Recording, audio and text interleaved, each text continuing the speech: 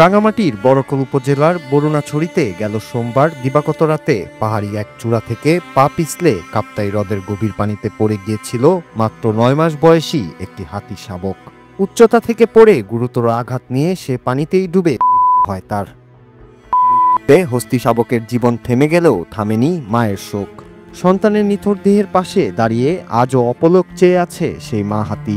পাশেই দাঁড়িয়ে আছে পুরো হাতির পাল, যেন পুরো পরিবার স্তব্ধ শোকে। চোখে মুখে উদ্বেগ, শোক আর অস্থিরতা।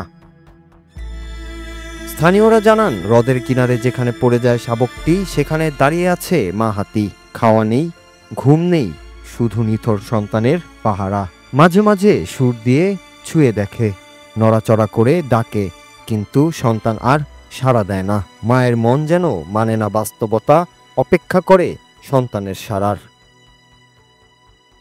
ঘটনার খবর পেয়ে মঙ্গলবার বন বিভাগের কর্মীরা গেলে হাতির পালটি তাদের প্রতি আক্রমণাত্মক আচরণ করে। শঙ্কা ছিল জোর করে সরাতে গেলে হয়তো স্থানীয়দের উপরই হামলা চালাতে পারে এই হাতির পাল। তাই ধৈর্য ধরেই চেষ্টা চলছে কিভাবে শান্তিপূর্ণভাবে শাবক দেহটি সরানো যায়। বন বিভাগ জানায়, হাতিটি এশিয়ান এলিফ্যান্ট প্রজাতির। এর গায়ের রং হালকা গোলাপি। বয়স আনুমানিক ৯ মাস। শারীরিক আঘাত ও পানিতে ডুবে যাওয়ার কারণে মৃত্যু হয়েছে বলে প্রাথমিক ধারণা করা হলেও উদ্ধারের পর নিয়মিত প্রক্রিয়ায় ময়নাতদন্ত করা হবে বলে জানিয়েছে বন বিভাগের কর্মীরা।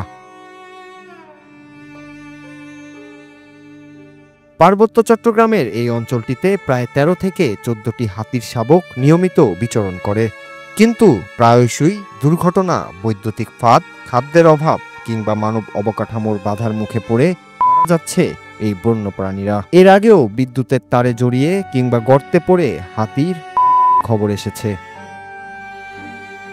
প্রিয়জন হারানোর বেদনা শুধু মানুষের নয়, প্রাণীরাও বোঝে, অনুভব করে, ভালোবাসে। মা হাতিটির শোক আমাদের চোখে আঙ্গুল দিয়ে দেখিয়ে দেয়, মানুষ কিংবা প্রাণী, সন্তানের জন্য সব মায়ের হৃদয়ের মায়া যেন একই রকম। Noor Raju, Bangla TV news desk.